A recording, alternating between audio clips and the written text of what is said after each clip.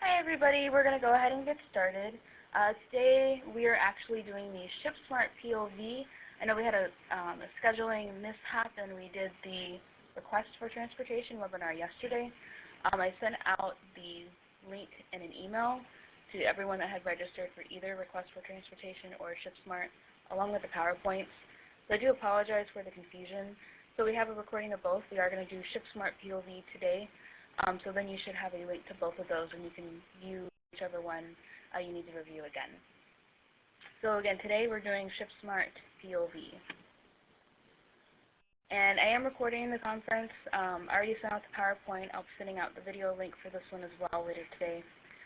And just some quick webinar etiquette. If you could please put your phone on mute when you're not speaking, that would be really appreciated. If you're listening to the audio directly from your computer instead of calling in, please be sure to mute your computer's microphone. This helps to minimize background noise for all participants. Otherwise, that background noise can get really distracting.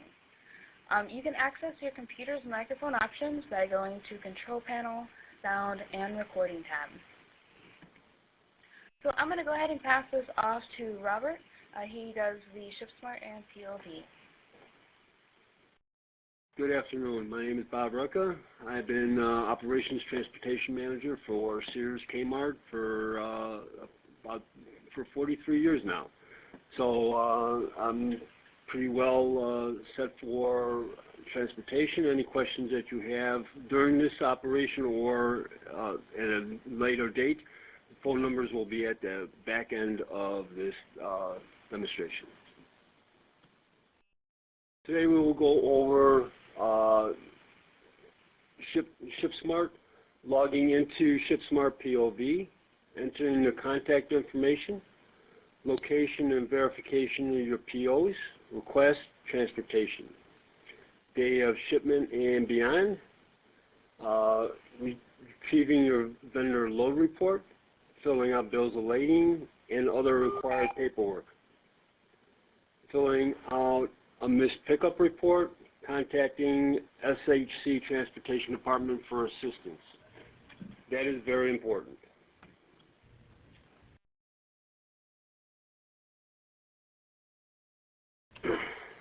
You'll see the screen in front of you. This is the portal where you will get access to POV or any other information that you're looking for Kmart and Sears.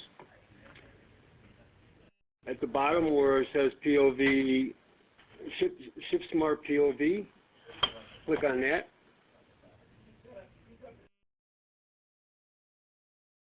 Then hit Go to Shipsmart POV.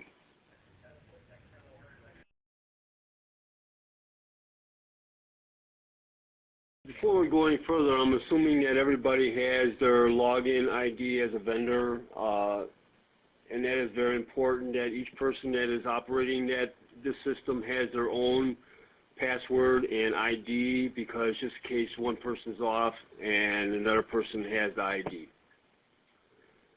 We're going to go into we're into POV now, Shipsmart POV. You have to have your paid DUNS number. That activates everything in the system. So on this screen here, you would put your paid DUNS number.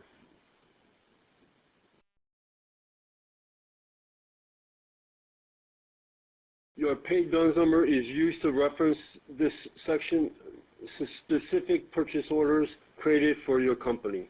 You must have this number to log into Shipsmart. If you are having trouble locating this number, or the number you're using doesn't provide access, contact your inventory analyst.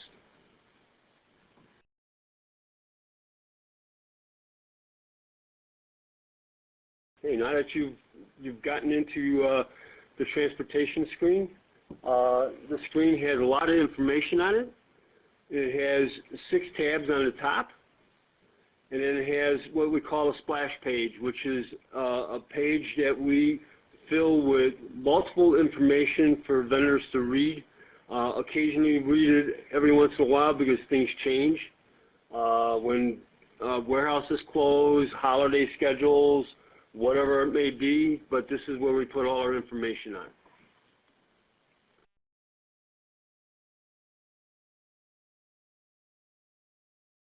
our transportation team will display important information that appears to recent changes within our shipping environment and the Shipsmart POV system that may not be displayed in vendor route information guides. Please take note of new information posted on this page.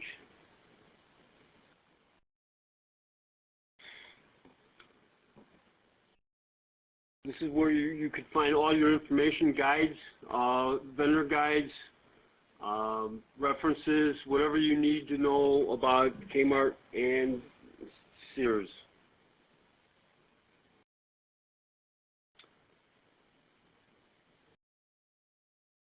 We're going to talk about updating your information, contact information in Shipsmart, which is very important. We'll go over verifying new ship point locations, verify the purchase orders, Shipsmart POV email updates, communication with SHC Sears, SHC Transportation, and contact information.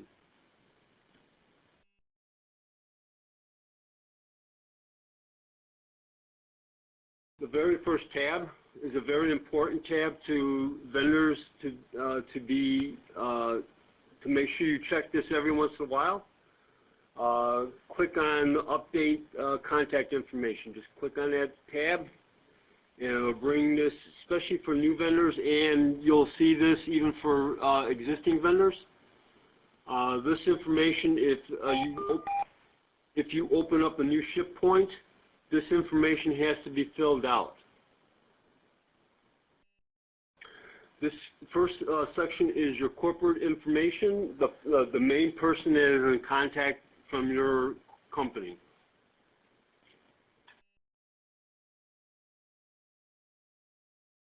Next page, where you have all your ship points.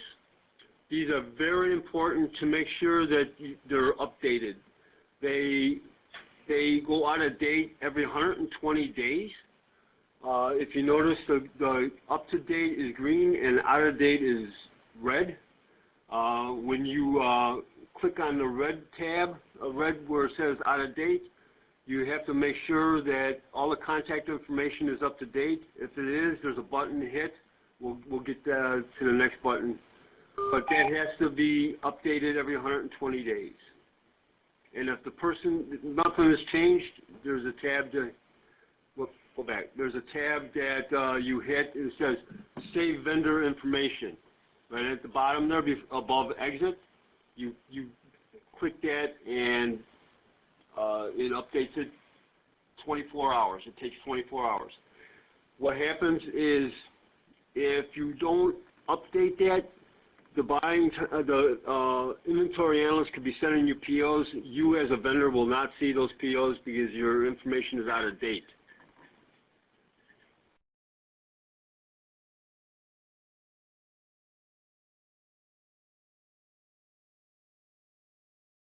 Verifying purchase orders. Locating purchase order information. Use the section of Shipsmart system to locate purchase orders, information such as shipping locations, LTL rail dates, truckload dates, and number of cartons to be shipped. You could view this information without being required to verify the purchase order. Finding the status of purchase orders, using the section of Shipsmart POV system to find the status of your purchase order, to identify your requirement action to be taken. View this information on the purchase order status screen. View your purchase orders using the section in Shipsmart system to request routing for your purchase orders. This would be the second tab where it says Kmart PO request routing request.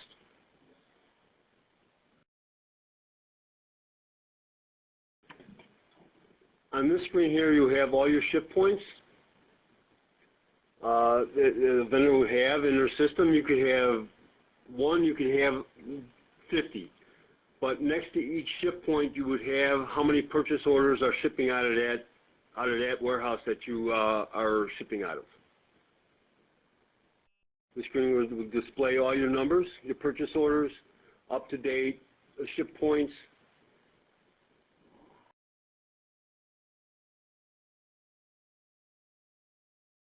Next screen is where you're listed all your purchase orders that the analyst has sent you. The first column, the new column, those are the brand new purchase orders that have been sent to you that you haven't touched or did anything with yet. And the second column is change column when there's changes made to the purchase order, meaning quantities, weight, cube, or anything like that. That will go. The PO will go into that change column. Cancel column, meaning that your PO has gone past the STA date and it is in now cancel status where you have to go back to the buying team to have the PO STA date changed so you could ship the PO. Next column is updated. It means that everything went fine when you tried to verify your PO and it's gone to routing. And expired means what it means. The PO has expired completely. You haven't touched that PO in 2 weeks after the STA date. So whatever your STA date is, 2 weeks later that PO will disappear and go in the expired column. You will not see that. You will definitely have to go back to the buying team and have them reopen that PO if they want to ship that PO. And I've gone through all the columns, and it gives you the explanations of all those columns that I've just explained.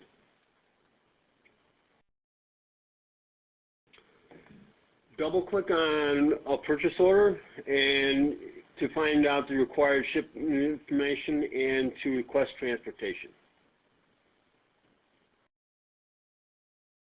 Okay, now once you double click on that PO, it brings up this screen and it gets you started on your information. The boxes, depending on how big your PO is, let's go with the boxes on the bottom first. The number one box will always be number one because it always means number one shipment. You put the next box is your number of cartons that you're shipping, number of pallets, your total weight with the pallets, and the usable cube.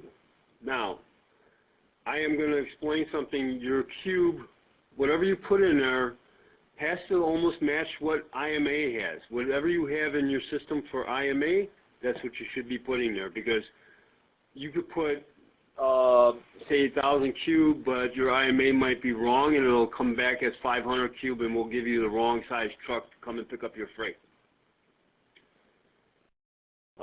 It'll give you your on-time dates, ship dates. So on this screen, it's a little outdated, but this vendor has to ship their PO on 2/2, and it will get to the DC by 2/2. So the LTL days, they'll be shipping that shipment on 1/26. I meant to say, sorry.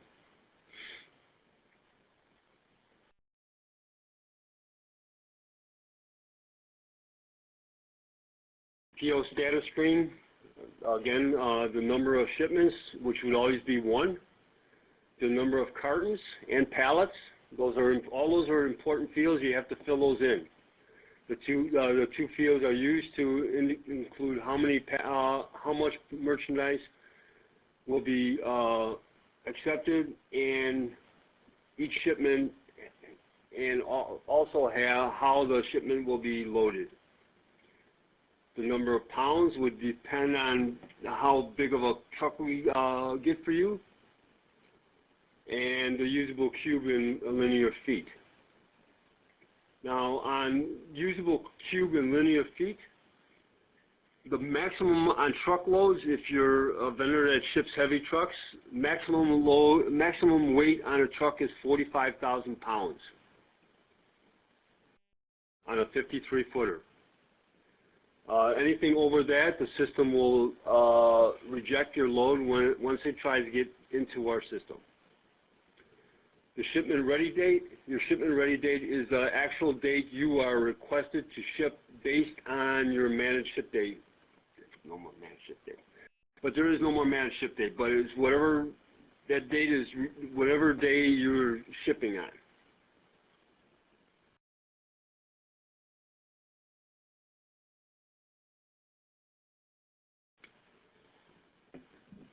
Now that you fill in all your information, you click Get Ship Day on the right-hand side, and it gives you all the days that you could ship.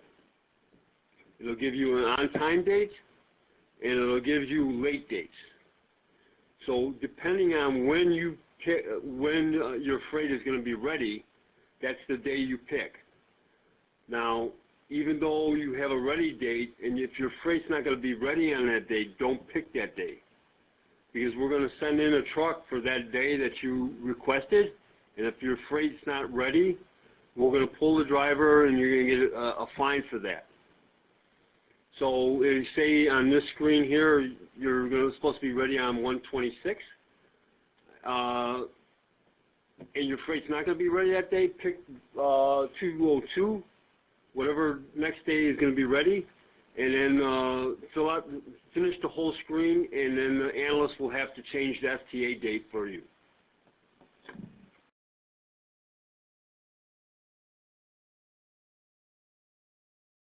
And the next screen is truckloads. As you can see, there's more dates for truckloads because truckload is faster than LTL, but it's the same story there. You pick the day that your merchandise is going to be ready to ship.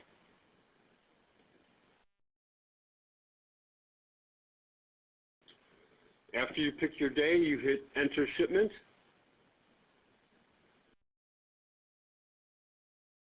On the left-hand side there, before you hit the Enter Shipment, if your merchandise is hazmat, you need to click that. Or if you're shipping a small amount of cartons, pick oversized cartons if they're oversized, because most likely we're going to be shipping at UPS, if you're able to ship UPS.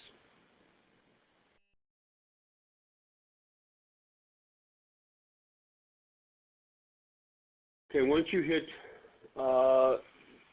Get Shipment, you'll get another screen that pops up just in case you have leftovers, because you can only stick X amount of pallets on a truck, which is probably 26 pallets.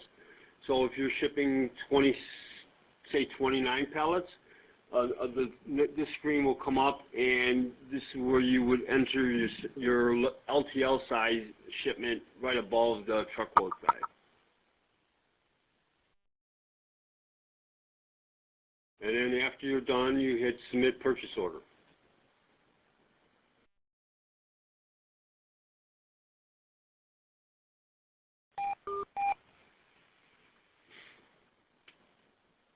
This box will come up, just hit Cancel.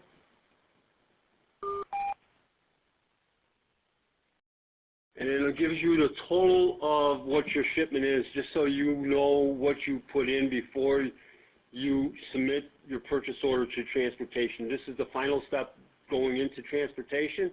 So if you have any changes that have to be done to that PO, then you can exit out of it and start all over again.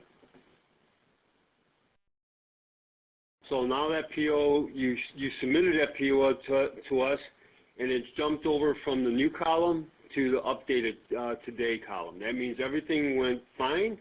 It's now sitting, waiting to come into our system. After you do that, it jumps into our system every 2 hours. So once you do that, it's gone into our system. It just sits there waiting.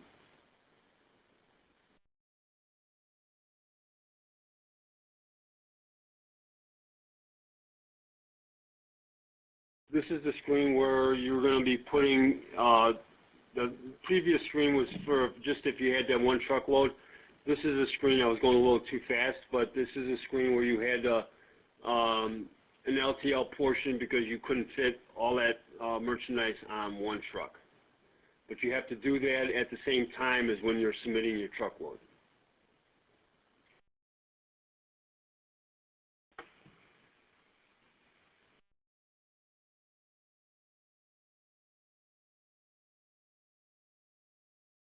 Here on this screen here, you can see both LTL and truckload portions have been entered, and a total at the bottom of the screen. You cannot, once you enter an LTL portion, you cannot enter any more shipments.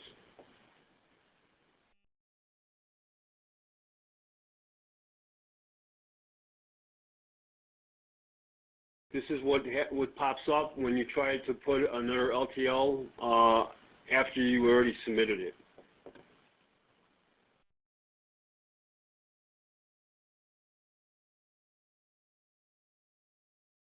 This screen here, the next screen is when your PO is past its STA date, or you get a late date.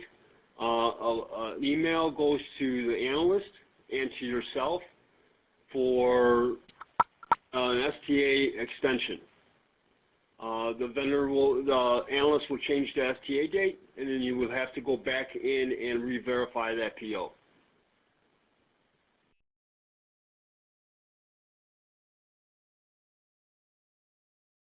This is a very important screen here after your information has gone to routing. Once you get, it goes to routing and you get a load number with the carrier, the next day or 2 hours after, within 2 hours of after you're submitting your PO for pickup, you can go to your load report and find out what your load number or carrier is going to be.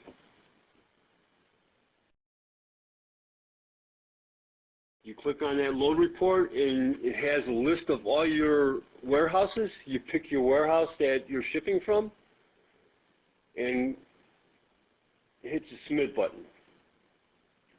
On this load report, you'll have the date you're being picked up. You will have your load number. You will have your carrier. You will have what purchase orders will be on that load. If you're a first stop of a two-stop or second stop of a two-stop,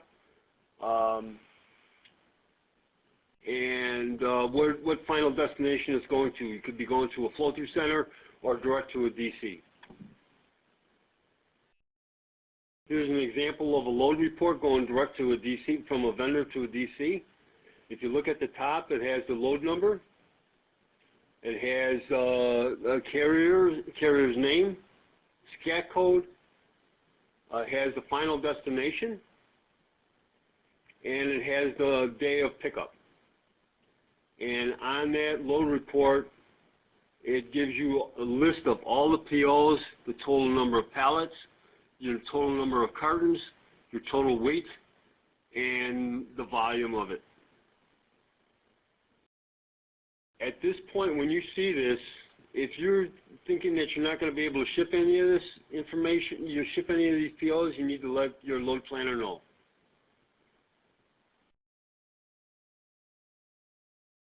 The next screen is what a load report looks like if it's going to a FTC, a flow-through center. Again, the information on the top, it gives you your load number, the day of pickup. If you noticed on this one here, it tells you if you're the first stop of a multi-stop pickup. So you're the first stop of a two-stop pickup. So you need to make sure your freight is stacked properly so the carrier could go to your next stop, their next stop.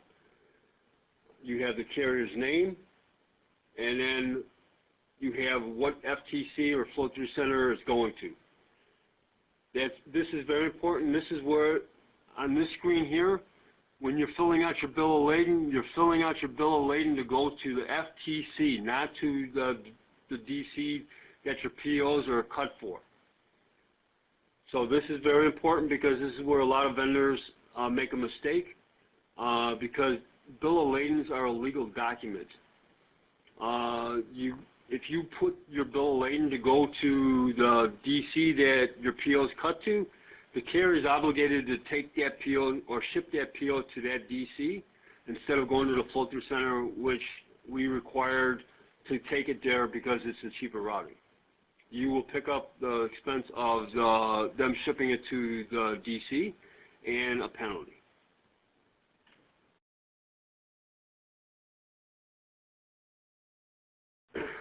The different shipment types that we do UPS. UPS will come through the same way when you put your POs into Shipsmart. It's based on if your company is able to ship UPS, it goes by the number of cartons, the weight, and your cube. As of right now, we could go up to approximately about 1,000 pounds on UPS and up to 200 cartons. Each carton will have to be labeled, and you will be responsible to, we will send you the load report saying ship at UPS, but UPS does not see the load report, so you will have to call UPS to pick up your freight. It's not put on pallets. It's UPS ground all the time. If you call UPS LTL or freight, that is a penalty because that's not the UPS that we use. Less than truckload is LTL. You will get a fax or an email from, right now, it's XPO Logistics, but in another week or so, it'll be changing to Echo Global. But it'd be basically handled the same way. New vendors all vendors should have got an email on that earlier this month. But right now you will get a fax or email stating who the carrier that's going to be coming in to pick it up, and their load number and our load number and where it's going to.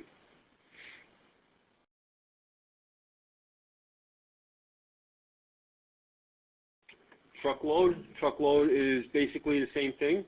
All your freight for truckload, LTL, and UPS, but UPS, whenever you have your scheduled pickups, but all freight should be ready by 8 o'clock in the morning.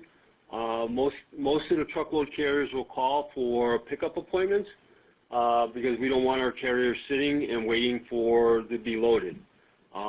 Carriers will, if you give them a 9 o'clock appointment and they show up on time and you're not loading them, they'll sit there for 2 hours, and we have the option of pulling the driver after 2 hours of their appointment time if you're not loading them in a proper time.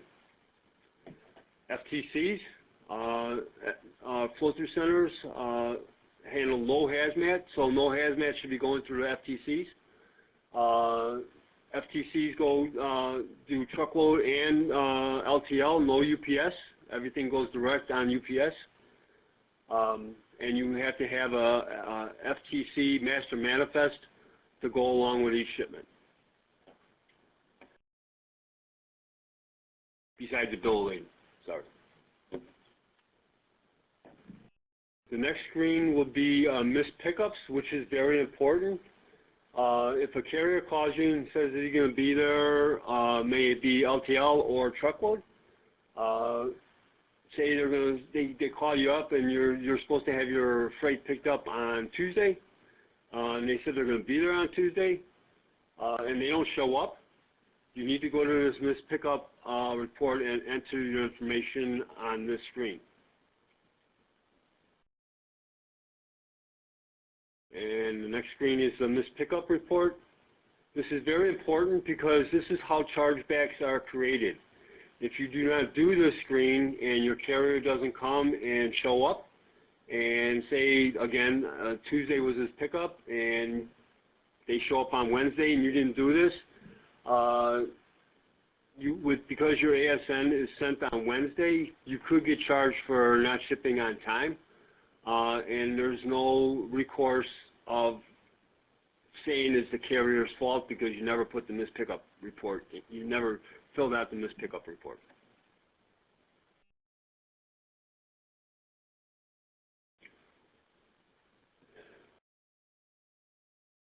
This tool is very important. I mean, it covers you as a vendor, and it covers the transportation, because when we see this report, we could go back to the carrier and say, how come you didn't pick up this load on time?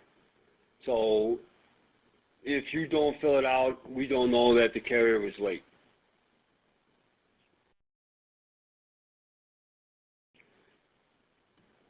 In closing, it's very important. Cube requirement in Shipsmart POV system is effective cube of that shipment, not the actual cube of the merchandise. This means trailer cube and pallet spaces requirements. Check Shipsmart POV daily for new changes or cancellations of POs. Check your vendor load report on at least 2 times per day to see if your routing has changed. One thing about the Kmart Shipsmart POV, if there's a change to carrier, change to the day it's picked up because of snowstorms or bad weather, and the carrier says the government has closed down the roads and we can't come in, the system will change that on your load report. It'll take a couple hours, but the system will change that on your load report, which it does not do it on the Sears system. STA extension requests will not be sent to the inventory team until you fully submit your purchase order for routing. This is what I mentioned before. If you're shipping and you're picking a late day, finish the whole process, because the inventory team would not be able to change the STA date until that is done. Ship point address changes are maintained in IMA. All ship points, one thing we cannot do, and we can, but it's going to cost you, is if you're put in a ship point and then you decide to open up a warehouse a block down from you, you could send a carrier there, you could ask the carrier to go there. They don't have to go there, but there's going to be a charge of $125 for them to go that extra block to pick up your merchandise because you didn't put the new warehouse in IMA. So there is charges for things like that. And any doubt, contact your load planner for questions, problems, or a carrier, you're having a problem with a carrier. Our contact map is pretty standard. The United States is cut into 3 quarters. 3 thirds. You got the west that's in the blue. White is the central, and that covers Canada too. And the red is the east. The load planners have their emails listed down below. We were all interchangeable, so if you're having a problem if you can't get your email answered in, say, the central, any one of the load planners could go to any one of our emails and check it out or answer emails. The operations managers are listed on the right-hand side. We have access to all those emails too, so when somebody's off or out to lunch, we can answer any emails that are around. And the next map is where our FTCs are.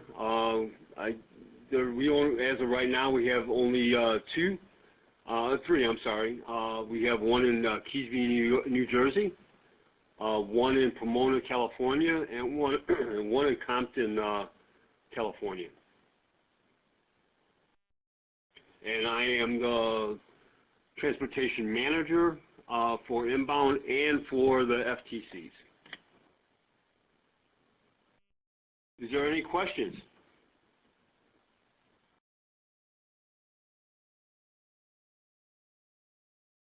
Okay, we will stay on the line for a little bit in case you have any additional questions.